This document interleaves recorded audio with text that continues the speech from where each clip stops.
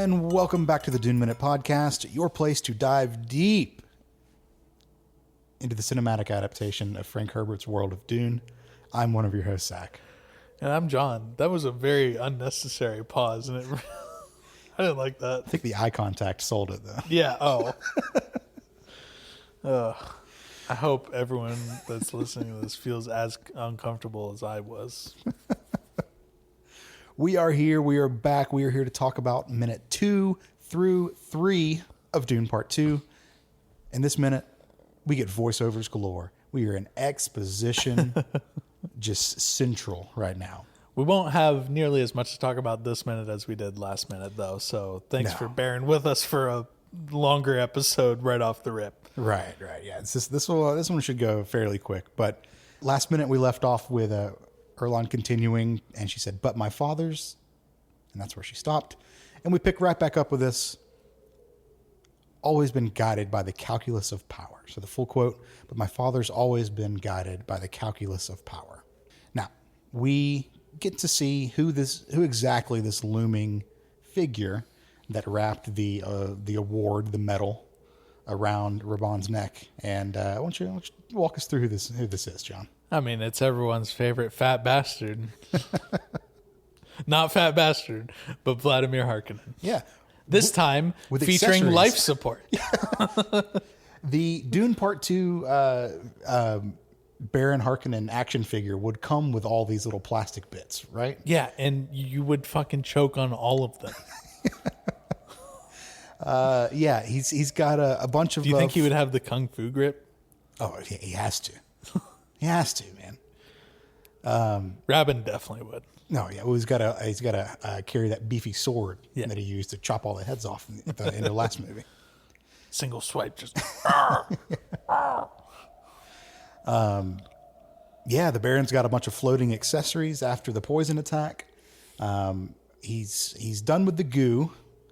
His recovery has progressed from the goo stage to the floating orb stage, I guess, in whatever future medicine this is.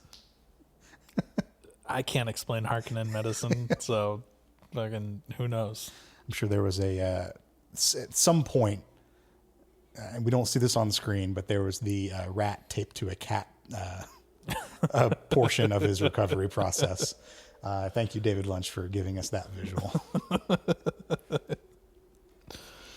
So he floats on back, and Raban stands up, salutes the troops, and the camera cuts out, and we see there is a whole hell of a lot of Harkonnens out here. We see thousands of them. Yeah. And we also see one really weirdly shaped long-ass rug. These people and their rugs, dude. What are they, free in the future? Evidently so. God almighty. I think it's a rug. I have no other way to describe it than a rug. So. I mean, yeah, that works for me. A rug is a rug. Yeah. They like their rugs. Yeah, there are so many goons in this shot, man. Not only are there thousands of these Harkonnen soldiers, I don't know if you looked at their little salute that they give him. Mm-hmm. It's the silliest fucking thing ever. They clasp their hands over their heads and they just fucking shake their hands back and forth, and it looks so dumb. And I don't know if so as our listeners may know at this point, you and I will go back and forth through a section of a movie through a section of a minute several times. I think I found a fuck up in the filming, in the choreography of all of this. Oh, yeah? Yeah. So, Rabin gets the medallion. Vladimir floats away. Mm-hmm. We get a wider shot of Rabin just kind of like standing, and then he does his like salute thing or whatever that he does. Okay. But we see on the right side of the screen, there's one of the goons on the like stage with him, just already doing the like celebration thing way before he should be doing it. Meanwhile, all of the ones standing behind Rabin are just like standing still, and none of the other people in the audience in front of Rabin have like started doing the thing yet. So it's just weird because it's like, you know how you go and you watch a performance and then there's one person that starts like clapping way too early? Sure. Yeah, it was basically that. I just thought it was funny.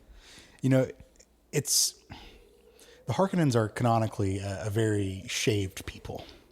Yes. Also very pale people. Very not pale. unlike myself. Very pale, I'm very not that shaved. pale and disgusting though.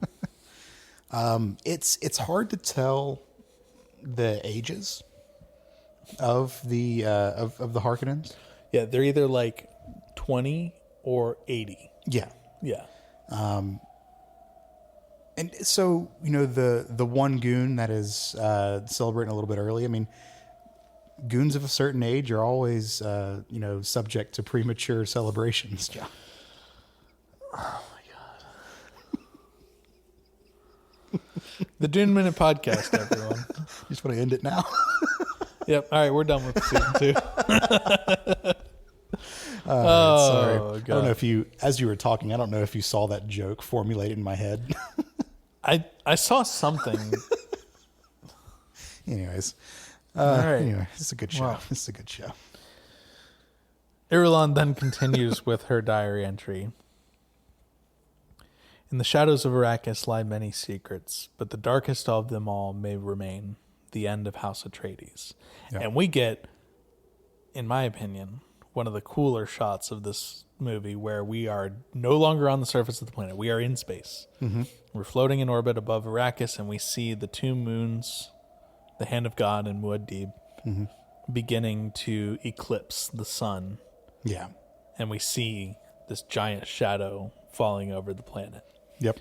We transition from that into the familiar, like, prescience themed, you know, blue to red kind of filter and everything, and we get a loud swell of music.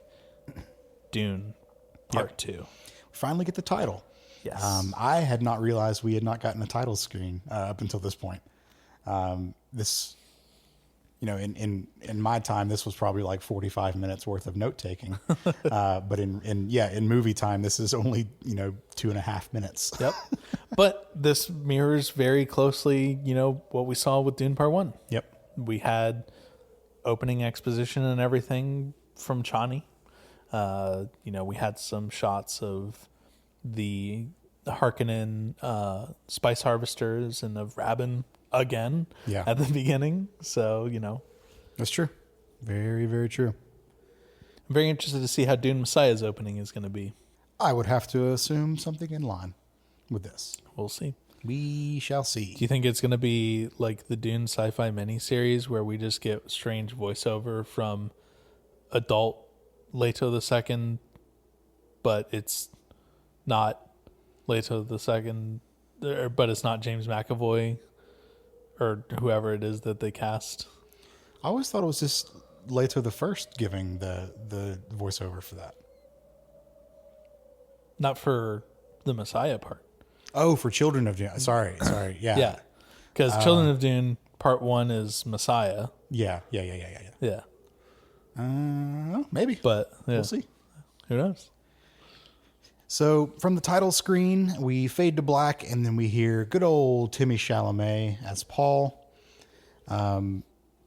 taking up the voiceover mantle from Princess Irulan, and he is talking to the embryonic visions of his sister. Yeah. Cool. That's normal. Well, I don't know if you know this. Paul is a very normal person. And I'm not a doctor, but I know how to do a Google search for embryonic development stages. Mm-hmm. And I can do a pretty good look at one picture and look at another picture and kind of compare and, you know, match A to B. You had Highlights magazine as a kid. Yeah. Really fucking excelled at Where's Waldo. You read all the Goofus and Gallant stories. Am I unlocking some memories in your head right now? Just thinking back to my Mad magazine. Oh, sure. Yeah, you're a little fucking. I was a little more wholesome than you, I guess, Yeah. as a child. Yeah, I was an edgy kid.